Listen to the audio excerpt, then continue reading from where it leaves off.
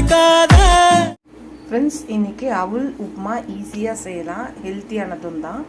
அவலை எடுத்து ஜஸ்ட்டு அதை 2 வாட்டி வாஷ் பண்ணி இந்த மாதிரி ட்ரைன் பண்ணி வடிகட்டி வச்சிடலாம். அதுக்கப்புறம் வெங்காயம் கட் பண்ணிக்கலாம். ஃப்ரெண்ட்ஸ், அவல் உப்புமாவுக்கு கொஞ்சோண்டு ஃபஸ்ட்டு ஒரு 2 ஸ்பூன் எண்ணெய் ஊற்றிக்கலாம். வேர்க்கடலை ஒரு 2 கை போட்டுக்கலாம். அது கொஞ்சம் வறுத்து எடுத்துக்கலாம். வறுத்ததை ஒரு பிளேட்டில் போட்டுக்கலாம். திருப்பியும் கடாயில் ஒரு 2 ஸ்பூன் எண்ணெய் ஊற்றிக்கலாம்.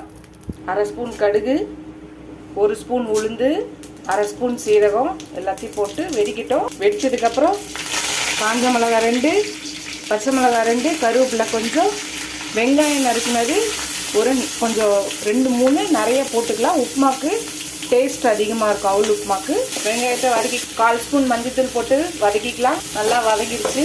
இப்போ அலசி வடிக்கிட்டு வச்சு அவலை போட்டுக்கலாம். 1/2 லெமனை புளிஞ்சிக்கலாம். லெமனை புளிஞ்சு வேர்க்கடலை போட்டுக்கலாம்.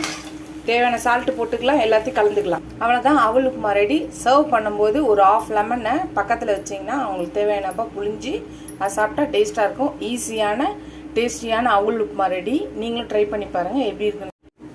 ஃப்ரெண்ட்ஸ், இன்றைக்கி மேங்கோ ஜூஸ் தான் அடிக்க போகிறேன். எப்படி அடிக்கலான்னு பார்க்கலாம்.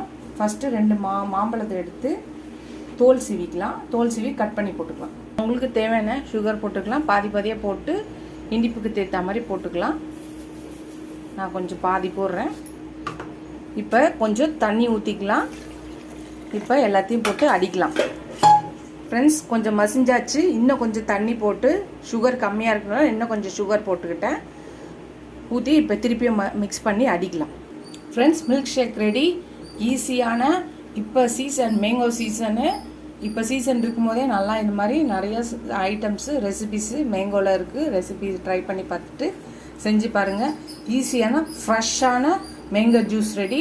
வேணும்னா பால் ஊற்றினால பால் ஊற்றி கொஞ்சம் அடிச்சுக்கலாம். நான் இன்றைக்கி பால் ஊற்றலை. இது பால் ஊற்றாமல் வெறும் தண்ணி மட்டும்தான் அடிச்சிருக்கேன். இதுதான் மேங்கோ ஜூஸ், ஃப்ரெஷ் ஜூஸ். நீங்களும் ட்ரை பண்ணி பாருங்கள் எப்படி இருக்குன்னு சொல்லுங்கள். அடுத்த வீடியோ பார்க்கலாம். பாய்.